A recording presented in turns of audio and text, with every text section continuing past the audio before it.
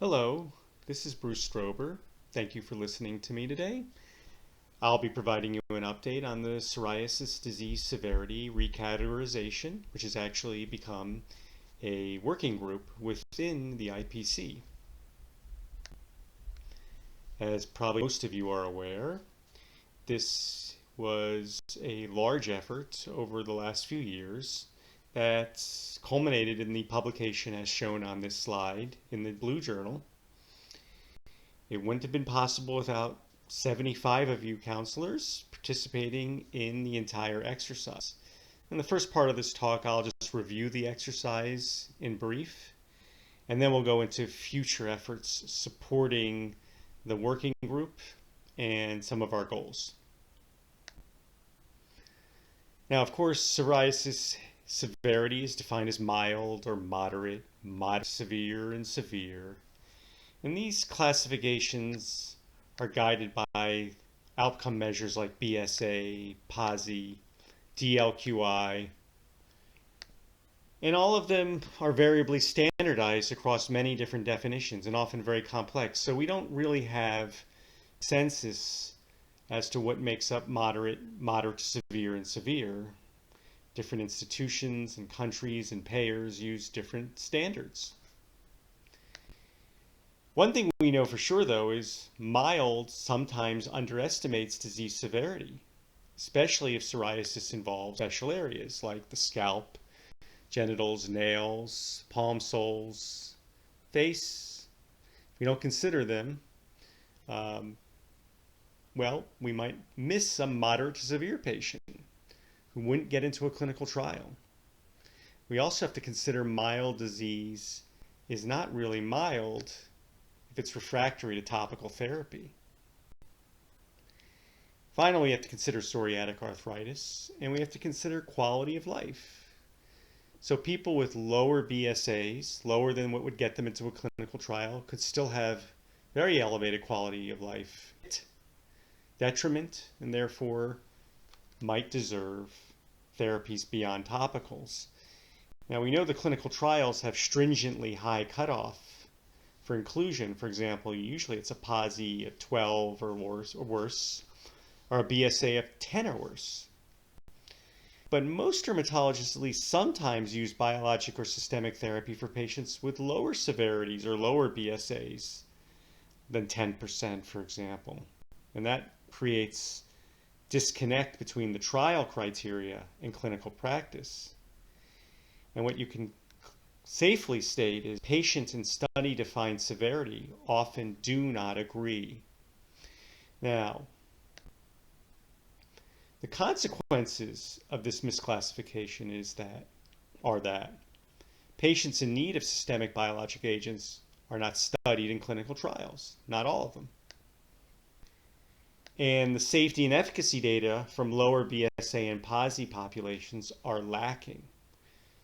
This leads national health systems and private payers to deny reimbursement, and in the end, dermatologists undertreat patients in need. The objective of the Delphi study was to develop a consensus statement on the classification of psoriasis severity that works for both clinical use and clinical trial. Importantly, it addresses real-world use of clinical agents, biologic or systemic, and sets a standard for future clinical trials. The methods to quickly review involved brainstorming and creation of candidate severity definitions, voting, interspersed discussion, that was enough, repeat voting, and then ultimately getting down to 7 final candidate statements that can be brought to an in-person meeting. The creators of those severity statements then were able to present their reasoning for the statements, make arguments for them, and then have one more round of voting before we arrive at the final statement. The final statement as follows. Psoriasis patients should be classified as either candidates for topical therapy or candidates for systemic therapy. The latter are patients who meet at least one of the following criteria: BSA more than 10%, disease involving special areas, and failure of topical therapy.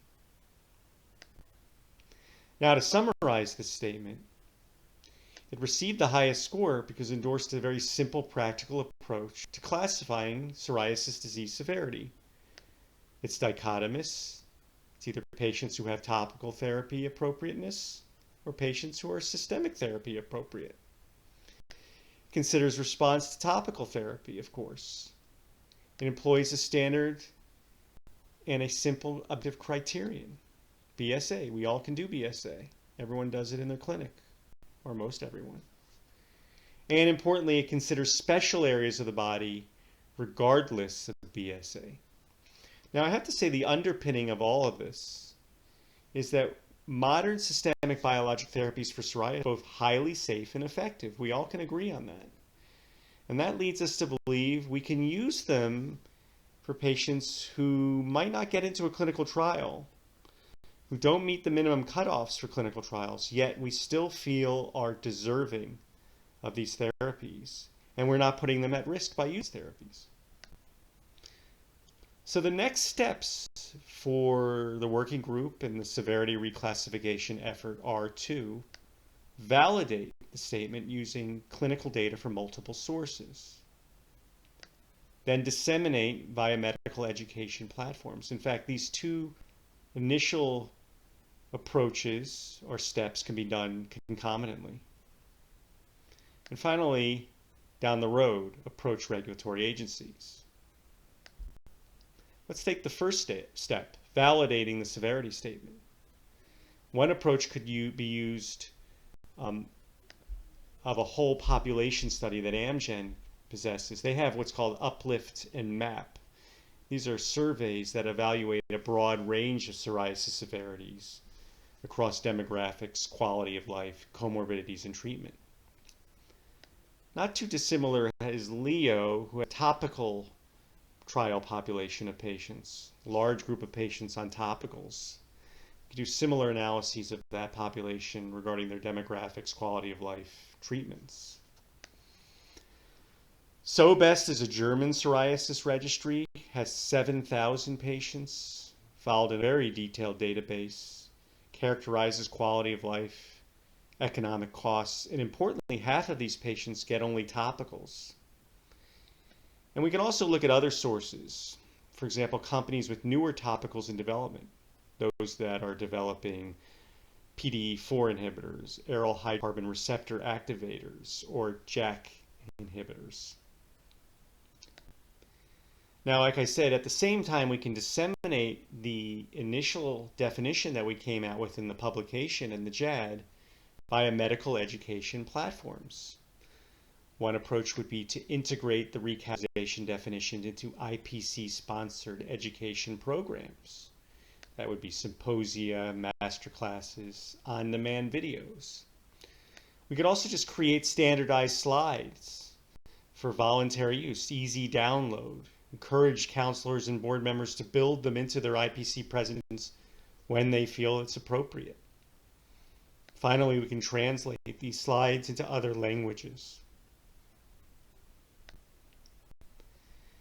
Other activities involving dissemination might involve one-off sponsored activities by pharma partners. Now, two of these have either occurred or underway. Medscape, sponsored by Novartis, sponsored a roundtable discussion between myself and Andy Blauvelt. It's a very, very thorough discussion of the outcome of the Delphi exercise, and that will be forthcoming in the next month or two via Medscape and linked to the IPC website, we hope. And I'm currently working with AbbVie on a case-based learning approach using a really well-known app called Figure One. Figure One is a case-based app found on smartphones. It can be done also on desktop, using medical cases to exemplify concepts. And I'm near completing that approach with AbbVie as we speak.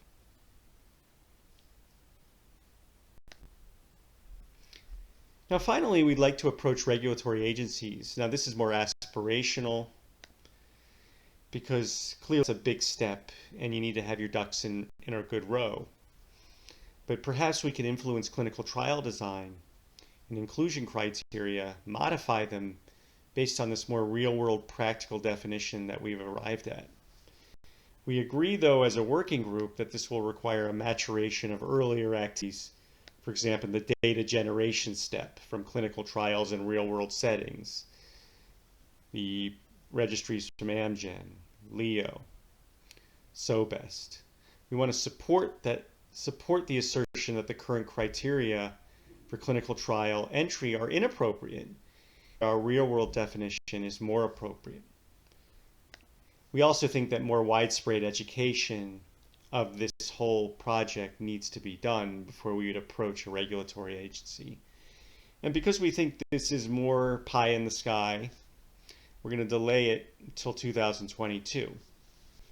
But as you can see, we've thought about multiple steps to moving forward with the definition derived by the Delphi exercise, following on from the publication, moving into data generation, medical education, and hopefully long-term regulatory adjustment.